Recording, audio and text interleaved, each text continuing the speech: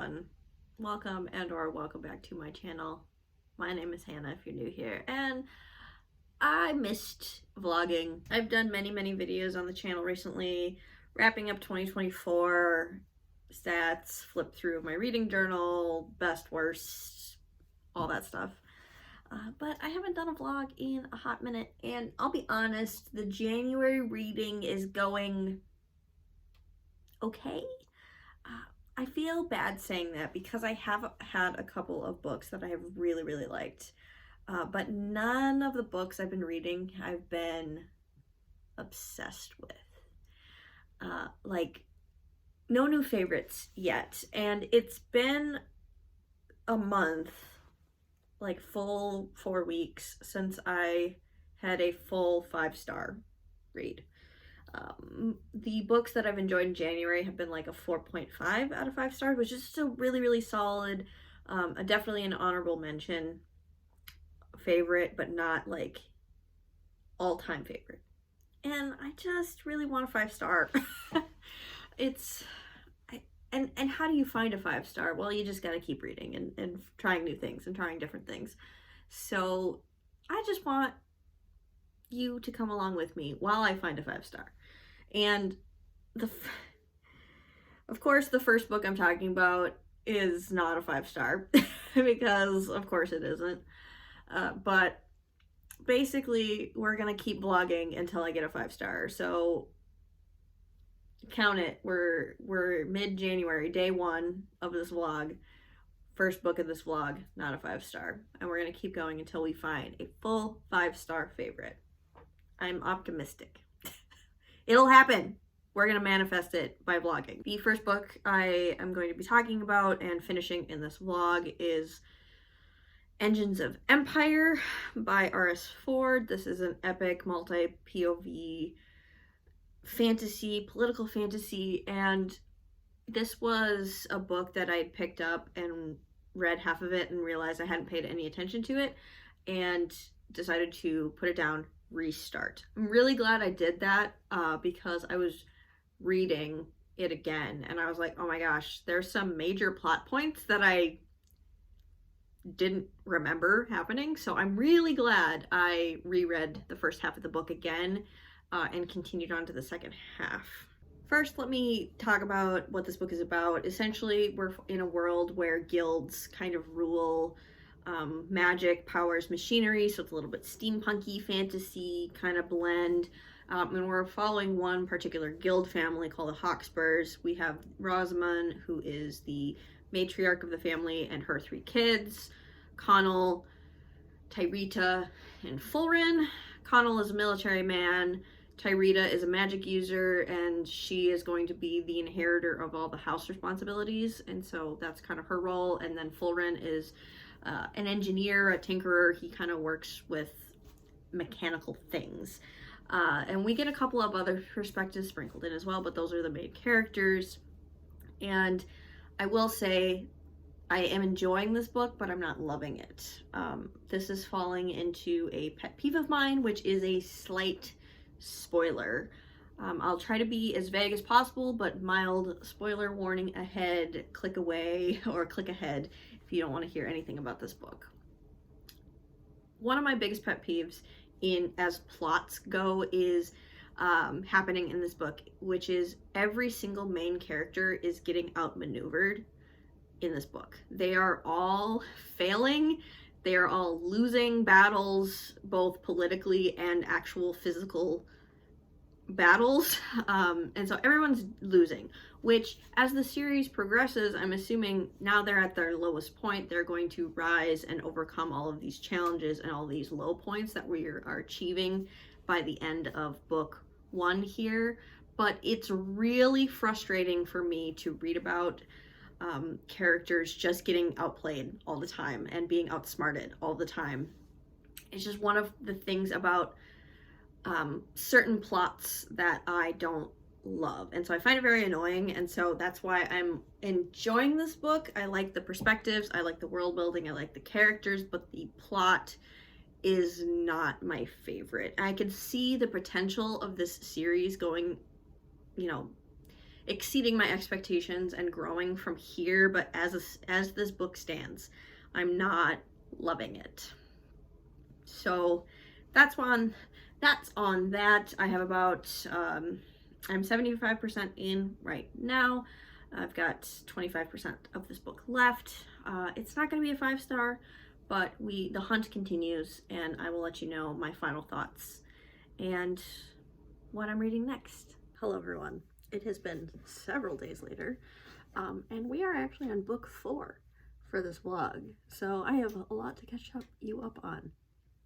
So book 2 of this vlog was a DNF, a book I decided not to finish. I read about half of it and was like, I'm bored. I don't care about these conflicts. Moving on. The third book that I attempted was, I don't even know if I want to talk about it, but it's a book that I just didn't enjoy. It was, and it's definitely a case of it's me, not the book, and my personal reading preferences. It was The Vanished Birds by Simon Jimenez. This is my second book by the author, and I didn't like the other book that I read by this author. It's just his writing style is true, and the storytelling methods that he uses. He uses really unconventional storytelling devices, which is really interesting, but the plots themselves of these stories just haven't hit me, and haven't kind of been to my reading taste. And so this is definitely like it's just me and this author, we don't get along, and it's definitely a personal preference thing, not this book. And so I gave this one like 2.5 stars, just because it really is not for me. This author is not for me. Book 4, let's talk about what I'm currently reading and what I hope will be a 5-star, but this one is a wild card. Dune by Frank Herbert. This is a book supposedly that you either love it or you hate it, but I recently watched Dune Part 1 and Part 2 for the very first time and really enjoyed it. Had a great time with the movies, and so I was like curious about the books, and so I'm reading Dune, and I am 35% in to this 21-hour audiobook. I will say the audio production is very good. Each character has a different narrator, which is awesome. And so far, I'm enjoying it, but this has the potential to go either way at this point. It is a little boring, but it's highly political, which is kind of my jam. Like, I don't really mind boring fantasy and sci-fi books when they're highly political and there's a lot of like machinations going on, and that's kind of what's happening in this book. So I can understand why people hate this book, because it is kind of boring, but it's kind of in my wheelhouse to enjoy. So I'm hopeful that I'm gonna like this one. So it's really too soon to say. I don't know if it'll be a 5-star, but I am having a good time, and I am imagining the movies as I'm reading this book. Like, typically I try to, read the book first, then the movies, but I heard such mixed things about the book that I decided to do the movies first. So, and I'm actually kind of glad that I did that, because I'm imagining it very cinematically in my head because of the movies, and it's actually, I think, enhancing my experience. So I can't be objective about the book itself, but I'm having a good time with this reading experience, so fingers crossed this could be a 5-star. Hello everyone, welcome to my kitchen. I'm gonna put some dishes away and give you a reading update. So I finished Dune, and I didn't hate it, which is high praise, I guess. I did enjoy it, but I didn't love it. I ended up giving Dune 3.5 stars. Like, I liked it. There were some parts that I really liked, some parts I didn't really enjoy. It was fine. I feel like with Dune, you either love it or you hate it, and I'm like in the middle, and so I kind of feel a little lost on how to talk about it. But I'll very quickly just talk about a couple of points. So first things first, like the fact that the chosen one is a boy who can do girl magic, essentially, kind of annoys me. Yeah, sure, it's from the 60s. Okay. The last lines of the book are between Lady Jessica, who's Paul's mom, the main character's mom, and Chani, who is Paul's partner, and Jessica is telling Chani, like, we're the real powers here, even though Paul, spoilers, by the way, for Dune, even though Paul has to marry someone for political gain, you are still his partner, you're gonna have his children, he's gonna reserve all of his love and tenderness for you, and so we are the true wives, because Paul's dad never married Jessica either. They were concubines. And so that's where the book leaves off. Like, that's literally the last line of the book. And so for messaging, so it just frustrates me that the final message of the book is women and girls are kind of behind the throne, because it's, the whole thing is because the Bene Gesserit, this order of women witches, has been planning this outcome for millennia, centuries, and using their powers to make it happen. So women are the political power and are behind the throne, but women can never sit on the throne. Just kind of annoying. Another little gripe I have is, of course, the villain character is a queer sexual predator, because how can we make this villain more of a bad guy? Oh, he's a queer man. Wow, so scary. Which, it's from the 60s, but it's still really annoying. All that, like, little criticisms aside, I did enjoy, like, the politics here, and the world building was interesting. It reads more like epic fantasy than it does sci-fi, which I'm a fantasy person, so it worked for me. But it does have pacing issues. Like, he spends a long time with people talking to each other. And I love politics and politicking in my reads. And even for me, I was like, speed this up, please. So that's why I'm at like a 3.5. You know, I enjoyed it for what it was. A couple of criticisms, a couple of things with the actual, you know, pacing. So that's where we landed. So that was book 4 of the vlog. And book 5 of the vlog is making me want to give up on this project, because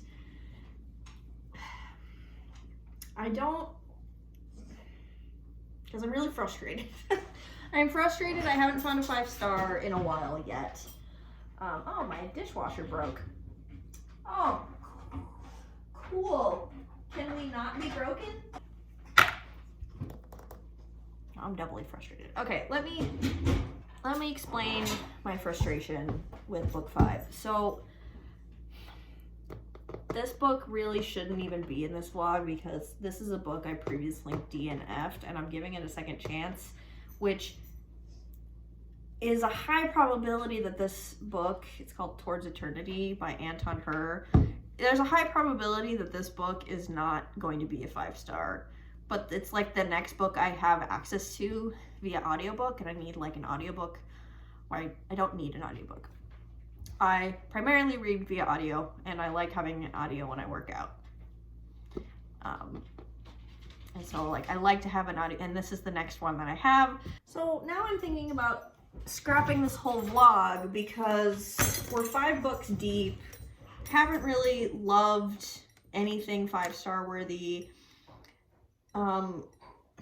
It's now been a week, and I'll link my other video that I did this, you know, I did one video very similar to this last year, and I had a really good time with it, but I'm just not having fun. Like, it kind of feels like I'm putting pressure on myself and these books that is unfair. And if I'm not having fun, then why am I doing it? But I really am desperate for a 5-star. It's not like I don't want to have a 5-star book. It's just maybe this video idea is putting unnecessary pressure on these books to perform and achieve well. I don't know.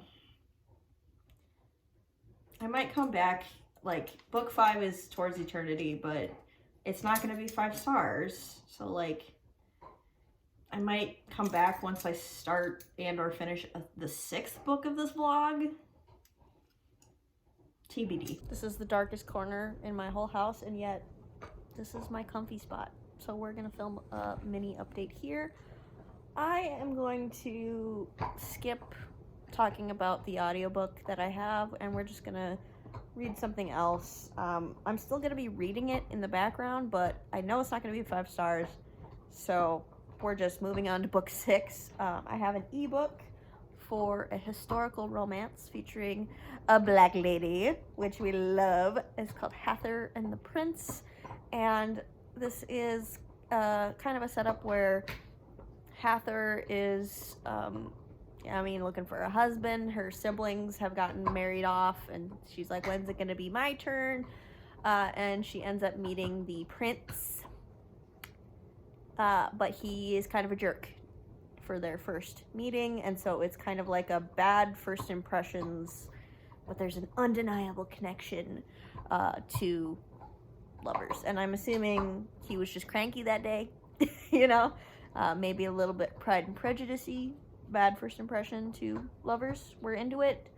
I did say in my goals video I wanted to be more mindful about the romance books I'm picking up, and definitely I really enjoy historicals, and I want to read more books with characters of color in them, and historical romance with a character of color feels just right.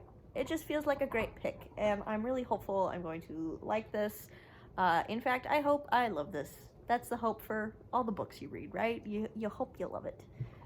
So fingers crossed for me that this one works out. Not me updating you before I even leave the office. So we're on book 8, and I'm really excited because I think this might be the one. I am so excited. The book I started while at the office, which is why I'm updating you now, is Someone You Can Build a Nest In, which is a horror romance. Now, the previous horror romance I read didn't work for me as much, but this one, not me giggling and getting butterflies and like kicking my feet.